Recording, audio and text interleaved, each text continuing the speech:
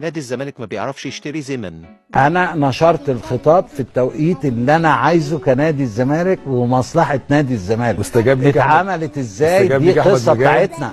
استجاب دي ليك قصه بتاعتنا يا كابتن شباب. استجاب ليك احمد مجاهد. دي قصه بتاعتنا. بعض الناس مش عارف هم عملوا ايه، انا عارف انا عملت ايه. ايوه اتفقت معاهم ازاي على القصه دي؟ اقنعتهم ازاي؟ مش زي ما بنقول كده يا كابتن شباب، شربتهم حاجة كل صافية. واحد له مهاراته او ياخد لقب باساليب مشينه.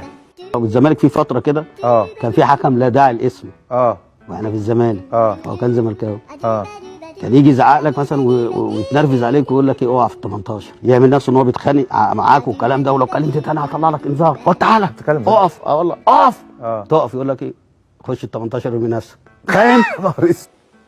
نادي الزمالك ما بيعرفش يرشي. الحكم يقول لي عايز ضربة جزاء ولا تطرد لعيب، ومعايا الاداره ومعايا مدير الكوره ومعايا مدير اداري قاعدين معايا، اختار ايه؟ لا سنة مش فاهم دي يعني ليه حكم يقعد معاك؟ انا يقعد معاك بس زمان الحكام الافارقه كانوا بيجوا يقعدوا معانا قبل المباراه، احنا عايزين ايه؟ انت بتتكلم جد يا كابتن؟ خلاص بقى. جالي فرص لدرجه ان انا كنت بلعب ساعتها نركز مع بعضينا. لدرجه ان انا جالك فرص جالي فرص وما قدرتش، لدرجه ان انا ساعتها كنت بلعب على كابتن ابراهيم حسن.